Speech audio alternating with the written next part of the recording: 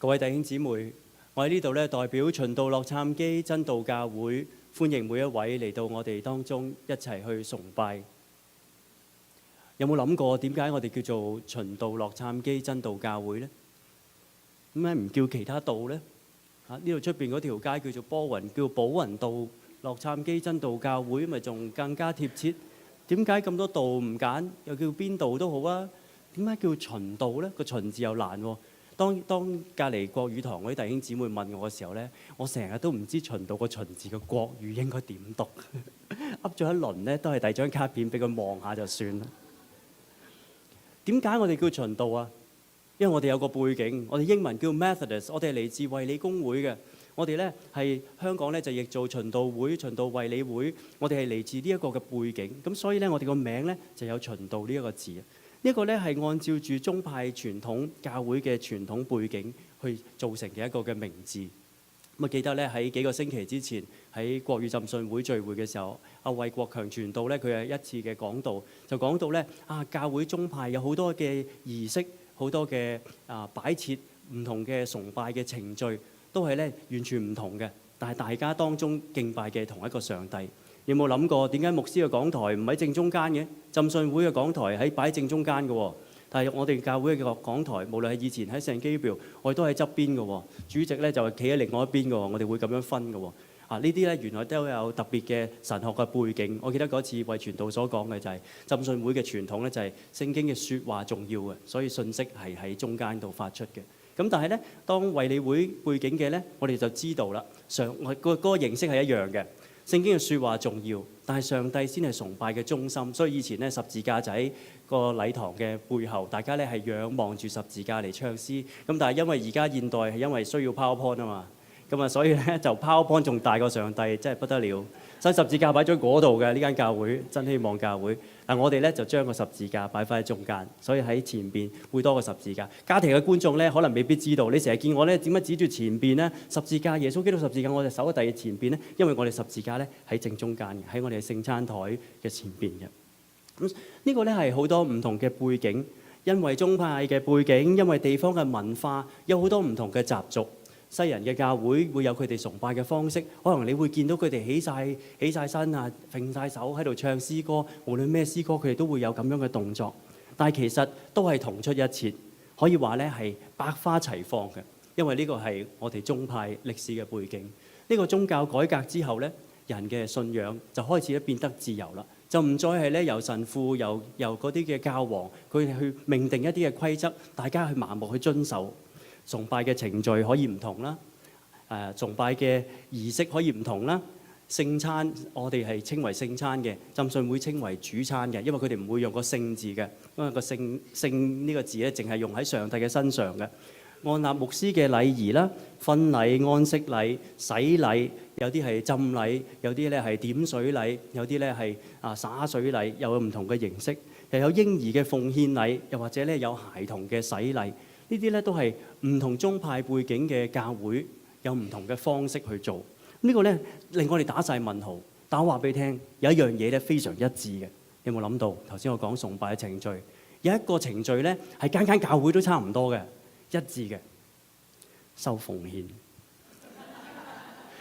其他嘢樣樣都有唔同喎，樣樣都有出入嘅，唯獨是收奉獻嗰一下咧，就間間教會一樣嘅喎。喺疫情之前咧，就一定有幾個司事喺沿住個走廊度行出嚟，然之後揸住一係就揸住個兜，一係咧就揸住一個捧住嘅一個中間有個圓形一個袋，兩個扶手，咁啊揸住佢咧就嚟到你嘅面前去收奉獻。呢樣嘢咧間間教會一樣嘅喎，我發覺。我細個嘅時候咧就係做司事㗎啦。我以前教會咧，香港嘅華僑長老會，我哋咧就係小朋友都開始幫手侍奉嘅。咁小朋友去收奉獻，我諗咧可能而家諗翻起咧個牧師可能有心設計嘅，即係如果你揾個成年人嚟咧，佢可以推你小朋友遞到個奉獻袋嚟嗰度咧，咁你可能咧就會好似好難抗拒啲嘅。咁即係好似唔想令到個小朋友好 discourage 佢，好令到佢唔知點算咁啊，所以咧就訓練咗我哋啲年青人小朋友就走去收奉獻。咁啊當時咧主日學會收奉獻啦，崇拜嘅時候會收奉獻啦。呢個係我由細長大嘅教會嗰個嘅程序。收奉獻一樣嘢，疫情之後改變啦，而家好容易啦。就算係用 Zelle 又好，用 PayMe 又好，用GoFundMe又好，PayPal 又好，咩形式，或者甚至乎咧攞個奉獻封擺喺個奉獻箱入邊亦都好，甚至乎你可以郵寄支票嚟到教會，支票抬頭點寫，個個禮拜我哋都講嘅。其實間間教會個個禮拜都講嘅，呢樣嘢好一致嘅，從來都冇改變嘅。點解呢？有冇諗過點解啊？因為奉獻係好重要，金錢奉獻係重要，係代表住人嘅心。哇，牧師，你講呢個題目，我哋廣東人所講錢失感情喎。你有冇發現好少牧師喺台上面講呢個題目㗎？通常講嘅時候係發生咩事啊？教會應該係唔夠錢用啦，教會咧應該係有啲嘢需要啦，所以咧就同大家講呢個錢嘅問題。我都考慮咗好耐呢段經文究竟應該點樣講，因為我哋教會咧唔係等錢使嘅，唔係，但係亦都唔係叫大家唔好奉獻。OK， 戴翻個頭盔穩陣啲。但係個問題係，如果你唔講嘅時候咧，你細細個就會去諗，究竟呢一個係乜嘢嘅事情？究竟翻教會好多人都話翻教會11奉獻㗎，咩11奉獻啊？1/10，將你嘅收入嘅1/10去奉獻俾上帝。哇！教會搶錢㗎，有好多人咧唔信主，唔肯翻教會聚會咧。呢一個可能係棘住佢嘅原因，因為佢覺得佢做唔到，我唔能夠將我1/10嘅收入拎俾上帝，我唔可以咁做喎。哇！啲教會個個禮拜都講錢嘅，點解會咁嘅咧？但係如果我哋唔講咧，反而令到我哋心裏面積蓄更多嘅疑慮。究竟點解聖經會講到1/10嘅奉獻？點解啲基督徒會將1/10嘅收入去奉獻俾上帝嘅教會呢？呢個係令到我哋打晒問號，甚至乎好多人唔願意信主。呢個都係棘住咗佢，阻礙咗佢屬靈生命嘅成長。呢啲説話好難講，唔啱聽，係咪？唔啱聽。邊啲人唔中意聽？冇11奉獻嘅人咧，一定唔中意聽嘅，或者未做得到嘅咧，佢覺得呢個題目太難啦，唔好啦。又或者咧，邊啲人中意聽啊？已經做咗11奉獻嘅人咧，佢就會覺得係啊，應該講多啲啊，啱啊。牧師你講就啱噶啦。牧師好少講呢啲題目，通常咧就會揾啲外來嘅講員去應付。外來嘅講員問你有咩題目要講，你就講奉獻啦咁樣。咁咧牧師就唔使咁尷尬。又或者咧派個執事上台咧，經文信息分享嘅時候咧，由個執事個口去開咧就容易啲，因為牧師係受薪嗰個啊嘛。好似呢個金錢嘅奉獻同教會嘅牧師係有直接嘅關係。我話俾你聽，冇㗎，係啊，我冇直接關係㗎。我從來都唔會掂嗰啲數字嘅部分嘅，錢嘅部分咧，我係唔掂嘅。佢哋都話我哋要信任你啊。我話唔好啊，你唔好俾我掂啊。一來煩少樣嘢啊嘛，二來咧就係呢啲事情咧係將人嘅心專注擺喺上帝嗰度。我自己嘅心同樣嘅要專注喺上帝嗰度。咁好啦。咁唔講又點算呢？咁唔講咪大家打晒問號咯？呢個都係我細個時候嘅問號嚟嘅。究竟上帝要我哋奉獻幾多先係足夠呢？應該點樣奉獻先係足夠呢？我哋過去幾個星期係做緊一個新年嘅立志嚟嘅。你會發覺過去幾次嘅講道都係我哋重新喺上帝面前一啲嘅立志。新嘅一年，我哋會有一啲乜嘢新嘅喺上帝面前嘅決定。咁呢個呢，亦都係其中一個嘅部分。我哋今日會睇舊約嘅最後一個書卷馬拉基書。細個嘅時候聽到馬拉基書係好開心，因為同馬拉糕好似。咁咧就因為崇拜完通常咧去飲茶嘅，咁咧又會有馬拉糕食。咁馬拉基書啊馬拉糕好相似嘅，所以特別深刻印象。佢擺喺舊約嘅最後一卷書咧，並唔係因為話係個時段分到最後，唔係喎。佢個時間咧其實係屬於喺歷代志裏面嘅其中一個時代嘅啫。馬拉基嘅名咧係上帝話馬拉基係我嘅使者，耶和華嘅使者，呢個係馬拉基嘅名字。佢成書嘅時候咧，大概係主前嘅500年，耶穌降生之前500年，喺聖殿重建之後就寫成。咁馬拉基書點解會擺喺最尾啊？因為佢屬於小先知書嘅其中一個書卷。將嗰啲小先知書咧就唔係代表嗰啲先知咧好微細，只不過係個篇幅比較短，所以咧就擺咗喺大先知書嘅後邊。賽耶埃結但、以賽亞書、耶利米書、耶利米哀歌、但以理書，而家主日學講緊嘅但以理書就係最後一個大先知嘅書卷啦。之後咧就係將小先知排咗喺後邊，咁所以咧喺個聖經目錄裏面咧就排到最尾，但係亦都喺當中咧做咗一個小先知書嘅一個嘅總結。係等候守望耶穌嘅降生，守望救主嘅到嚟。但係當時嘅百姓，佢對上帝嘅熱情開始減退啦。佢哋起翻好個聖殿，重建咗城牆，好似咩都有晒啦。所有嘅硬件、所有 hardware 已經準備好啦。但係咧，佢哋嘅 software 唔掂。佢哋心裏面嗰個心情已經唔再係對上帝嗰種嘅敬拜，甚至乎咧，連到當時嘅祭司咧，都慢慢咧就降低咗嗰個標準。既然人都做唔到啦，將個標準降低啦，人開始咧就對上帝咧就失去咗嗰個關係。佢唔知道同上帝有咩關係。所以埃及記咁大件事都已經過咗啦。甚至乎佢哋被擄到去巴比倫嗰70年，亦都過埋啦。咁喺呢段時間，咁上帝同我哋有咩關係呢？我哋唔再需要拯救，覺得侍奉上帝咧唔需要啦，亦都唔將最好嘅獻俾上帝，輕視咗上帝嘅聖潔，輕視咗同上帝之間嘅關係。所以喺馬拉基書裏面咧，就出現咗好多嘅爭拗，好多嘅討論。馬拉基書裏面有好多嘅爭辯，係人嘅説話同埋上帝嘅回應。上帝咧問佢嘅子民點解咧對佢嘅愛毫無感恩，子民就會回應上帝：我都唔覺得同你有啲咩關係。上帝責備佢嘅子民，佢哋奉耶和華嘅名去敬拜呢啲禮儀咧，全部都慢慢喪失啦。翻到嚟喺聖殿喺會堂面前嘅時候，佢哋得過且過啦。但係佢哋話：我哋根本唔認為有需要。佢哋開始咧唔承認同上帝嗰個立約嘅關係，喺婚姻上邊混亂，甚至乎咧今日經文講到佢奪取咗屬於上帝嘅嘢，甚至乎上帝亦都話俾佢聽，佢哋開始反抗上帝，唔願意去侍奉佢。所以第6節經文開始講：因我耶和華是不改變的，所以你們雅各之子沒有滅亡。呢個係一個好嚴厲嘅説話。上帝話俾以色列人聽，以色列人就係以色列個名就係雅各嗰個名嗰度改嚟，所以雅各之子其實就講緊以色列嘅後代。上帝係講到我係唔改變，上帝唔改變，但係因為我唔改變嘅緣故，所以個慈愛仍然存在。就算你哋點樣離棄我，失去咗個身份都好，離棄咗上帝，失去上帝同子民嘅關係嘅時候，上帝都冇令到你哋滅亡，因為上帝唔改變。但係諷刺嘅，上帝唔改變啫，咁人係點啊？人係傾向，人都係唔改變嘅。人咧就係死性不改嘅。人咧唔好諗住人咧就成日變啊，人係唔變嘅。你想個人轉變變好咧，一定唔得嘅；變壞咧，一定可以嘅。咁人咧就係亦都同樣唔變，佢哋仍然硬頸，好似佢哋嘅祖宗雅各，好似以色列嘅以前嘅百姓一樣。總之唔需要去尋求，冇患難嚟到嘅時候，唔需要去禱告，唔需要做任何嘅嘢。所以上帝講第7節：萬軍之耶和華說，從你們列祖的日子以來，你們常常偏離我的典章而不遵守。現在你們要轉向我，我就轉向你們。你們卻問說：我們如何才是轉向呢？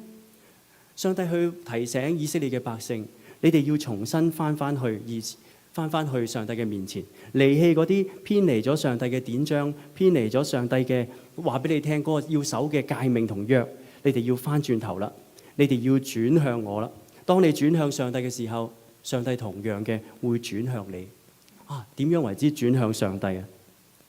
即係當我哋再重新重視翻喺上帝身上嘅事情，重視翻我哋應該要做嘅事情，重新翻個信仰嘅時候就得啦。但係人咧竟然係問個問題係：咁我哋點樣先轉向你呢？上帝你又話叫我哋轉向啦，咁點樣轉向呢？意思係其實佢哋覺得根本我哋冇嘢需要改變，我哋冇嘢需要去悔改。究竟我要做啲咩錯事？做咗咩錯事？我需要翻去你嘅面前咧？佢哋唔覺得自己有問題，所以上帝就講明俾佢聽。第8節：人豈可奪取上帝之物呢？你們竟奪取我的公物。但係嗰啲人就回應翻啦：你們卻說，我們在何事上奪取你的公物呢？就是在你們當納的1/10和當獻的公物上。呢個係人同上帝之間嘅對話。上帝話：你攞咗我啲嘢喎。英文咧仲簡單 ，robbing me， 搶咗我啲嘢，偷咗我啲嘢，指出上帝喺人獻上公物嘅事情上邊做唔足夠，有啲嘢虧欠咗。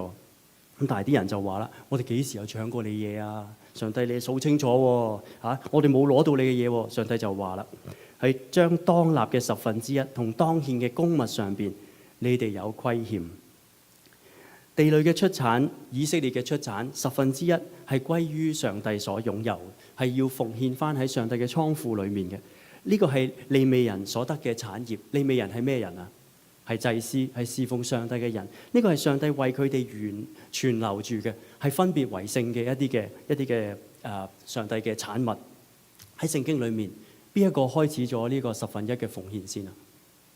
嚟自創世記第14章就係亞伯拉罕，以色列人嘅始祖亞伯拉罕。當時咧仲未改名叫做亞伯蘭。亞伯蘭呢，因為喺一場戰爭嘅勝利之後，佢就決定將佢所得嘅收穫嘅嗰1/10就奉獻俾上帝。於是咧就交咗俾麥基洗德呢一個嘅祭司，交咗俾佢。呢個咧就係以色列人1/10嘅開始。然後啦，舊約聖經裏面呢，上帝亦都有吩咐喺利未記裏面講到，地上所有嘅無論地上種嘅樹上嘅果子1/10係屬於上帝嘅，你哋要歸給耶和華為聖。歸俾上帝，分別嗰1/10出嚟係歸俾上帝。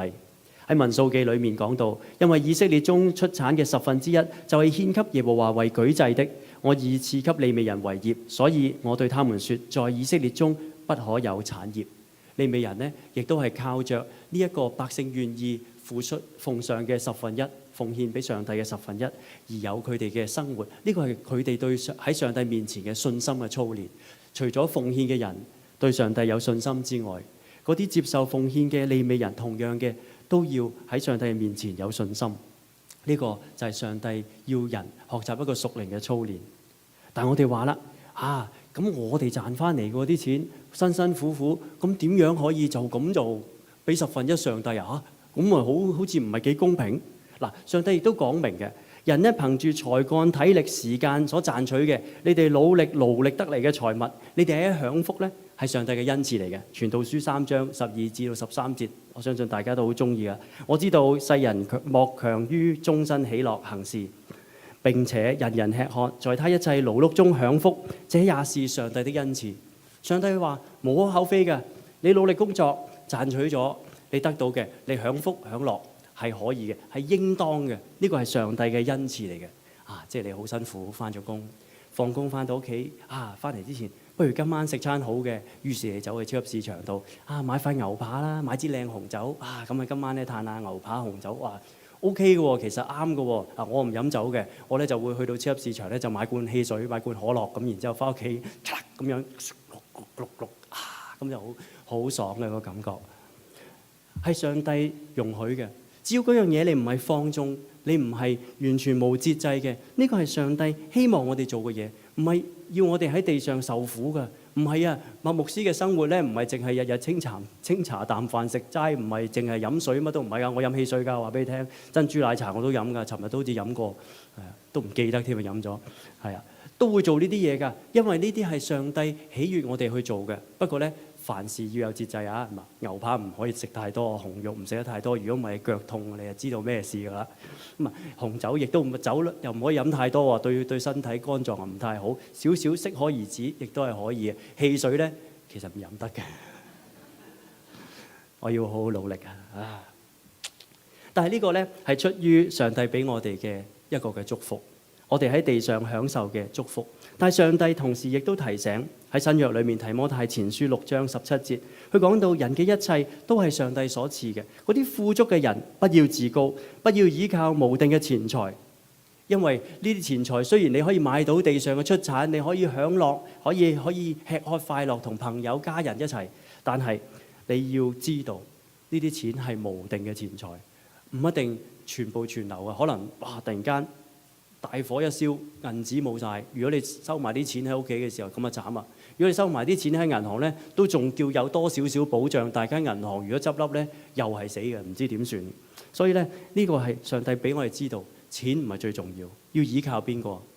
厚賜百物給我們享受的上帝。我哋要依靠嘅係上帝，佢先至係供應我哋生命需要嘅上帝。於是上帝繼續講落去第9節。因你們通國的人都奪取我的公物，咒詛就臨到你們身上。哇！聽到呢節經文嘅時候就好驚啊！唔係嘛？即係我唔做足當納俾上帝嘅嗰1/10，唔做足呢啲對上帝嘅獻祭，哇！冇履行到呢啲承諾嘅時候，咒詛會臨到啊！咒詛係點啊？天災人禍會造成啊！哇！其他嘅禍患啊，令到農產物失收啊！哇！咁咪好唔掂咯！聖經冇咁樣講到，但係上帝亦都提醒。好明顯一樣嘢就係，當你唔盡好你自己喺上帝面前嘅本分嘅時候，你就唔好係哀求、去乞求、去禱求上帝嘅祝福。你喺獻俾上帝嘅事情上邊，將自己分別為聖嘅事情上邊，你唔去遵守自己同上帝嘅關係，你就唔好諗住上帝嘅祝福要臨到我啦，要有充足嘅供應臨到我。唔係啊，因為上帝話俾你聽點樣可以令到天上嘅福臨到你。我哋一齊讀呢一節第10節。萬軍之耶和華說：你們要將當納的1/10全然進倉庫，使我家有糧，以此試試我是否為你們敞開天上的窗戶，傾福於你們，甚至無處可容。上帝講明俾我哋知道，將當納嘅屬於上帝嘅嘢，我哋歸還翻俾上帝，擺喺上帝嘅倉庫裏面，完全嘅擺上。哇！咁你即刻諗下。咁即係點啊？嗱，我哋而家人工收入啦，我哋一樣嘢一個數字啦。但係我仲要納稅嘅喎，上帝。咁究竟咧喺稅前納稅俾你啊？稅前嘅1/10定稅後嘅1/10啊？嗱，我哋喺美國生活咧最容易明白嘅，因為咧我哋去餐館食嘢好簡單，要俾 tips 嘅。除佢已經收咗你10% service charge， 咁然之後咧你又要計埋收咗你個稅10% 嘅稅，然之後咧你又要計埋個 tips。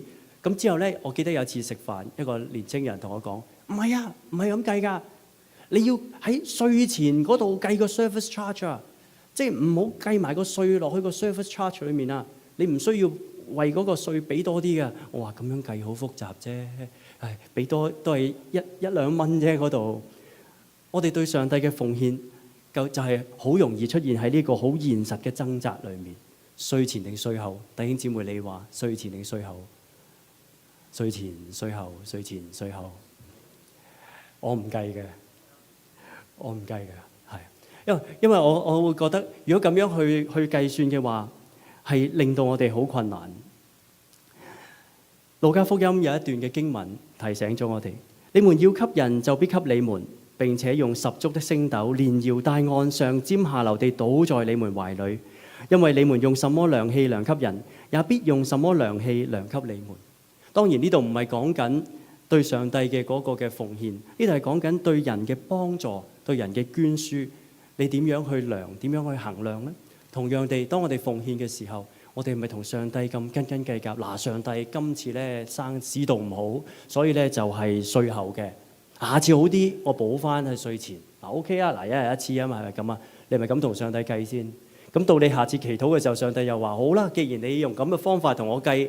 今次咧就呢排咧就好多人需要祝福，咁啊分薄少少俾你 ，O 唔 OK 啊？咁你又想唔想咁啊？梗唔想啦！你對住小朋友嘅教導嘅時候、教育嘅時候都係一樣。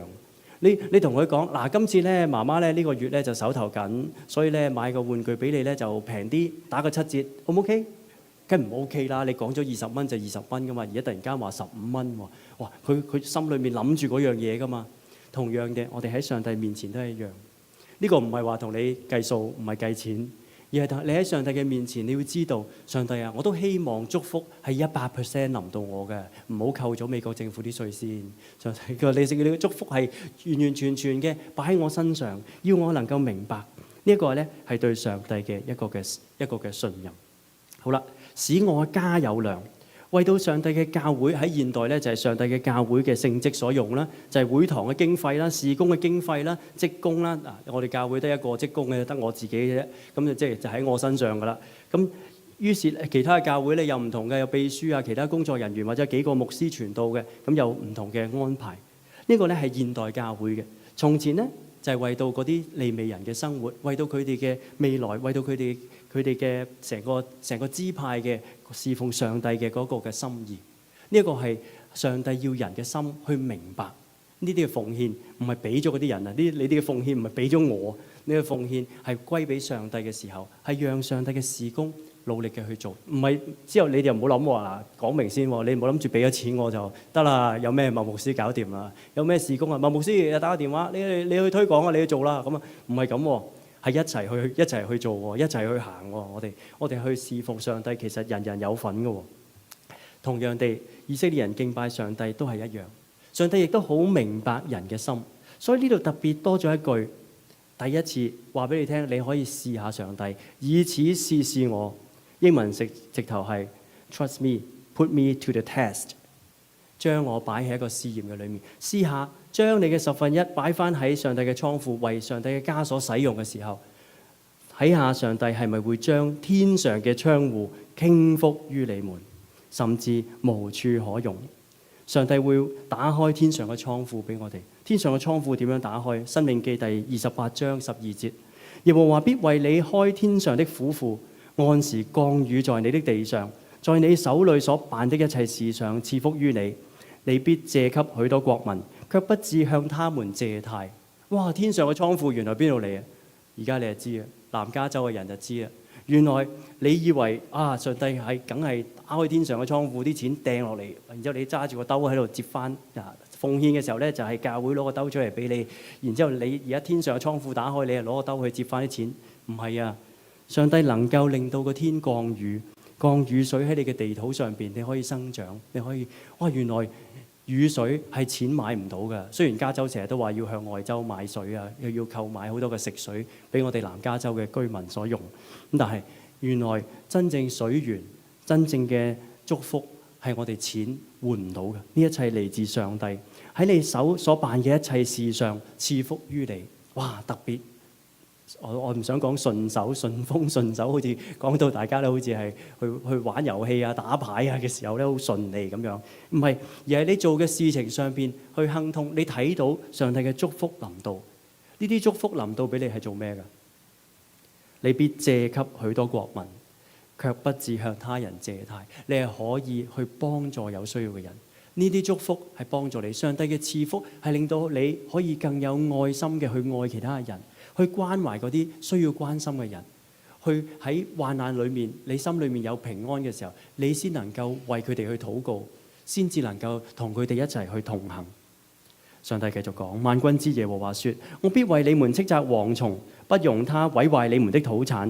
你們田間的葡萄樹在未熟之先也不掉果子。上帝係掌管天地萬物嘅主，甚至乎佢可以控制到嗰啲農作物咧，可以有好嘅收成，冇蝗蟲去破壞佢哋嘅土產，以致佢哋祝福得到上帝嘅祝福，風調雨順，冇災情。哇！呢啲係上帝可以喺我哋身上發生嘅事情。所以當有啲時候，如果我哋遇到不祥嘅事情，或者一啲唔順暢嘅事情嘅時候，都可以成為我哋嘅提醒。你心裏面冇平安嘅時候，你有一樣嘢可以做，你就去禱告。上帝啊，究竟係啲乜嘢嘅事情？你想提醒我，我要經歷啲乜嘢？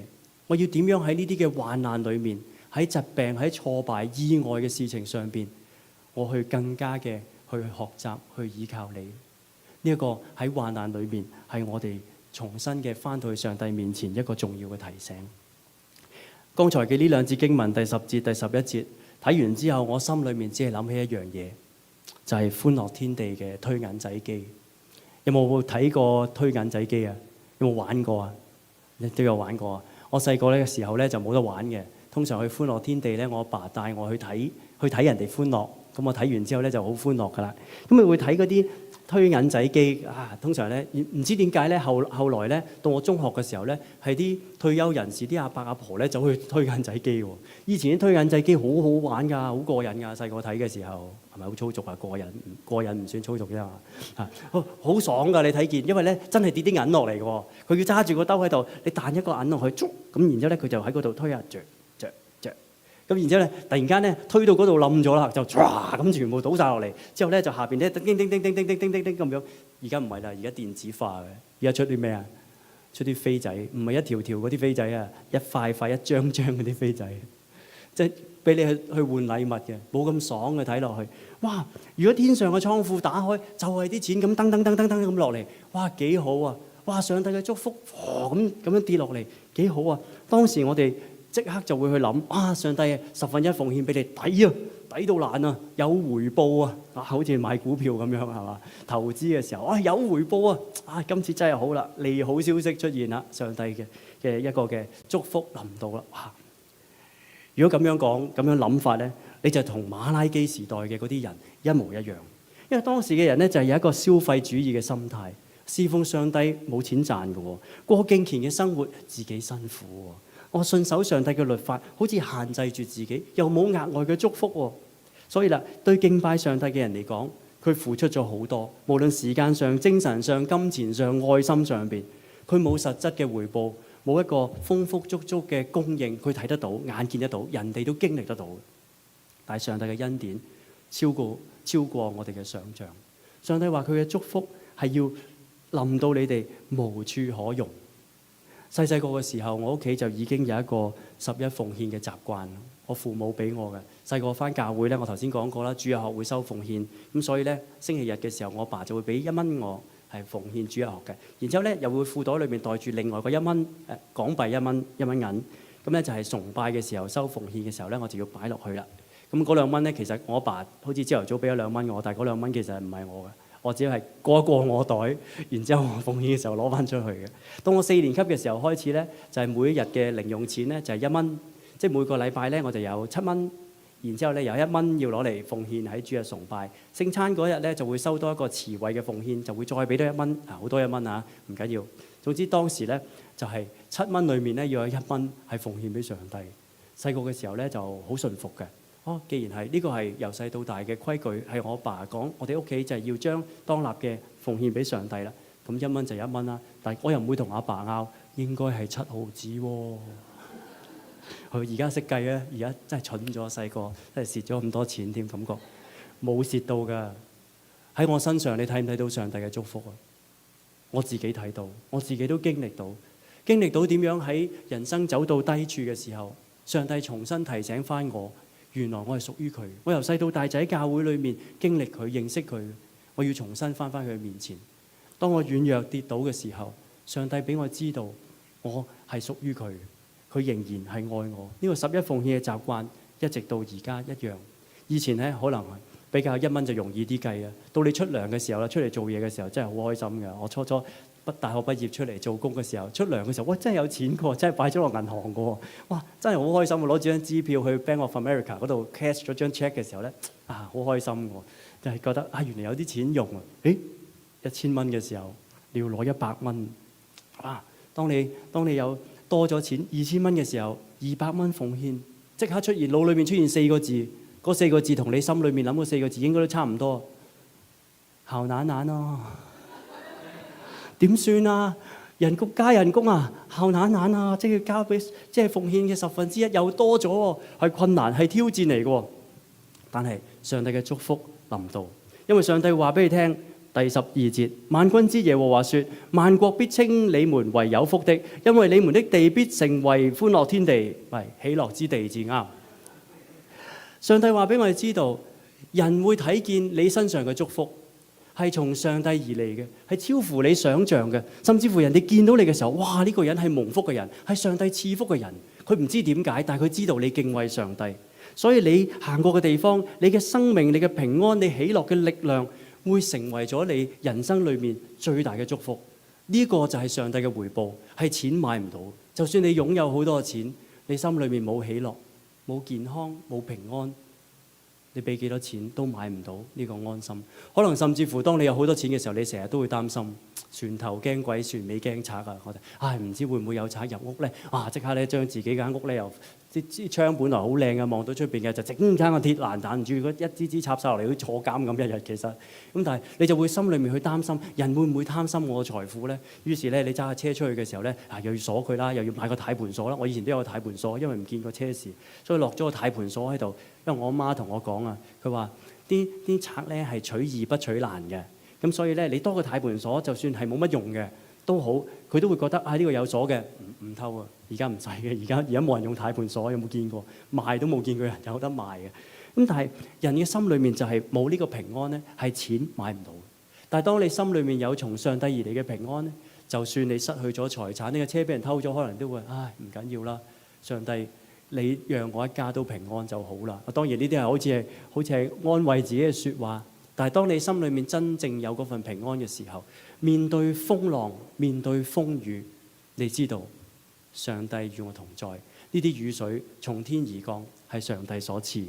雖然前幾日落大雨，我屋企漏水，成個下晝咧就係嗰啲窗嗰度啲水落嚟，嗒嗒嗒嗒嗒。我喺度寫緊呢個講章嘅時候，嗒嗒嗒嗒嗒喺度漏水，我仲諗緊，哇乜咁應景啊！又話天上嘅倉庫傾福於你，之後哇咁，然之後先望過去，原來嗰度水浸，即刻攞個地拖毛巾攝晒喺窗嗰度抹咗一輪。之後我祈禱啊，上帝啊，我知道南加州啲人好需要雨水，但係咧我呢度就唔係好需要，求下你啲雨快啲停啦。咁當時係7點鐘，啱啱7點鐘咧雨停咗啦。哇！感謝主，我終於可以坐低繼續寫講章。所以今個禮拜 send 俾子勤個 PowerPoint 咧就遲咗，我都講咗俾佢聽遲咗唔好意思。但係上帝嘅祝福臨到。雖然有患難，雖然雨水會成為咗可能對我嚟講係一個家庭上邊一啲嘅麻煩，其實只係麻煩啫，都未去到傷害。人哋冇咗屋企嗰啲咧，佢喺患難當中點樣去度過咧？好啦，文牧師，你又講完啦，我知啦。呢個係同上帝嘅關係咧，舊約嘅事情嚟啊，呢啲舊約噶嘛，係嘛？好耐啦，2000幾年之前噶。咁新約點講先？嗱，新約有冇講十一奉獻啊？嗱，有冇啊？新約都有講奉獻，羅馬書12章1節，大家好熟嘅經文，我哋一齊讀。所以弟兄們，我以上帝的慈悲勸你們，將身體獻上，當作活祭，是聖潔的，是上帝所喜悅的。你們如此侍奉，乃是理所當然的。上帝喜悅嘅奉獻，係人將佢嘅心思意念、生命全然嘅擺上。記得喺2日之前，信心祈青團契 Joshua 同我哋睇過呢段經文。佢問過大家一個問題：你作為一個父親，你最希望你嘅仔女咧嚟到你嘅面前同你講心講金，邊樣好啊？之後我話兩樣都要。你又要關心我，不特止，仲要記得俾家用喎。呢個係各個父母好希望見得到嘅事情，係咪啊？定還是你淨係佢問候你一句得㗎啦？有心就得㗎啦。唔係啊，你唔擰頭啊，即係好明顯都係嘅。因為點解啊？因為當佢嘅金擺喺你嘅身上嘅時候，你知道個仔個心有你啊。但係如果個仔淨係擺咗金喺你嘅銀行嗰度，俾咗封家用你嘅時候，佢又成日唔翻嚟睇你嘅咧，你會唔會中意佢啊？假嘅。因為唔翻嚟探你嗰個仔，你更加着緊佢啊！其實你個心裏面先係更加偏袒佢啊！佢一定係忙啊，一定係有事情啊，係啊！但係你會好清楚知道，佢唔願意擺時間喺你身上，唔願意擺金喺你身上，佢個心冇你。同樣嘅，我哋喺上帝嘅面前都一樣，將身體獻上，將你嘅生命，將你嘅身體，你個人都要喺上帝嘅面前都要擺上，為上帝付出時間，做一啲嘅事情。包括我哋嘅靈魂，包括我哋嘅心思意志，我哋嘅金錢才幹，呢個係一個活着嘅奉獻，係一個活祭嚟嘅，係分別出嚟嘅，將自己分別出嚟，唔係淨係講緊金錢上邊啦，唔係淨係講當納嘅1/10啦，更加咧係將自己嘅生命去擺上。主啊，為你而做。主啊，呢個困難面對呢個人，我需要幫助佢，我為你而做，因為你與我同行，我同佢一齊去同行。奉獻嘅目的嘅結果係喺侍奉嘅上邊，而侍奉咧呢度所講到，你們如此侍奉係理所當然嘅。羅馬書嘅要求係更加嘅嚴謹，唔係話你可以選擇抽時間星期日得閒我可以去侍奉下上帝，唔係，係理所當然嘅，應該要做嘅，應當做嘅事情。而侍奉咧，亦都係代表事後喺上帝嘅面前。耶穌去講一個奉獻嘅心嘅時候，人嘅奉獻究竟係點樣？路加福音21章嗰度有一個奉獻嘅故事。耶穌喺度望住啲人去將錢擺喺會堂嘅擺喺個捐項嘅庫裏。咁於是咧，有好多嘅有錢嘅人咧，將錢投入去，好多嘅錢唔同。但係咧，呢個窮寡婦只係得2個小錢，佢就擺喺呢一個嘅庫裏擺咗。咁然之後啦，耶穌就同佢講：我實在告訴你，呢個窮寡婦所投嘅比眾人更多，因為眾人咧係自己有餘先至擺喺個款項裏面，但係呢個寡婦係佢自己不足，佢將養生嘅一切全部獻上。上帝嘅應許就喺呢一度，要我哋一個奉獻嘅心，係將我哋完全擺上去，信靠佢，去知道嗱，我唔係講緊俾你聽，今日咧就翻去變賣一切，去跟從耶穌，變賣一切咧就將所有銀行嗰啲全部買晒，然之後奉獻晒俾教會。唔係啊，唔係咁啊，因為耶穌都唔係咁樣要求啊。只係有個人，佢想一個年輕人，有錢嘅人，佢想要成為完全人。佢問耶穌嘅時候，耶穌先咁答：如果你想成為完全人，咁你就咁做啦。然之後嗰個人點啊？梗係冇做到啦，佢憂憂愁愁就走咗啦。馬拉基書嘅信息就係俾我哋知道，上帝要將我哋嘅心分別出嚟，要我哋好明顯知道我哋係屬於上帝，將善人同惡人喺上帝嘅面前，終有一日會分別。那時敬畏耶和華嘅彼此談論，耶和華側耳而聽，且有紀念冊在他面前記錄那敬畏耶和華思念他名的人。喺嗰個時候，上帝去細細嘅察看、聆聽嗰啲敬畏佢嘅人講嘅説話，唔單止聽，甚至乎記錄咗落嚟，記錄咗喺上帝紀念冊裏面。嗰啲敬畏主嘅人，佢盡心盡力為主嘅人，佢嘅心聲，上帝知道。上帝唔在意嗰啲唔敬虔嘅人講嘅説話，反而佢更加在意嗰啲喺佢面前同佢關係密切嘅人所講嘅一切，佢哋嘅遭遇，甚至乎遇到唔公義、苦難嘅事情，佢哋冇辦法申冤，未有機會向上帝禱告，上帝都一一記錄喺紀念冊上，記住佢哋發生嘅事。呢一個係上帝嘅應許。到喺末日嘅時候，喺審判嘅日子嚟到，上帝話適當嘅日子嘅時候，上帝必定會報應呢啲嘅事情。17節，萬軍之耶和華說：在我所定的日子，他們必屬我，特特歸我，我必憐恤他們，如同人憐恤服侍自己的兒子。上帝作出行動嘅時候，可能係將來末日審判嘅時候都唔定。敬虔嘅人係屬於上帝，特特歸我，分別出嚟，佢係屬於上帝嘅產業，就好似嗰啲服侍自己嘅兒子一樣。最貼身嗰個兒子，先係你嘅心肝命定。每一日佢喺身邊幫助你，同你一齊，唔係淨係過年過節先嚟探你，經常都會打電話嚟同你 FaceTime 下，見下面，話關心你嘅需要。嗰啲係你最親愛嘅兒子。上帝就係咁樣視你為侍奉佢嘅，喺佢身邊嘅嗰啲嘅兒女。我哋就係呢個身份。到時候，那時你們必歸回，將善人和惡人、侍奉上帝和不侍奉上帝的分別出來。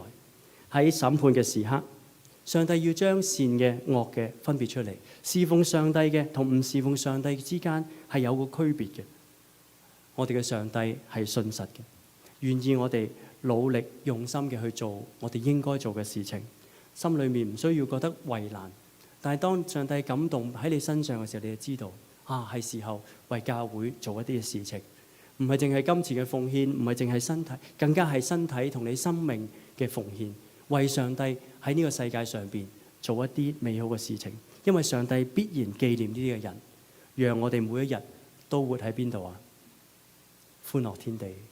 我哋每一日喺上帝嘅平安喜樂裏面活着，每一日得到上帝傾倒嘅祝福。阿們。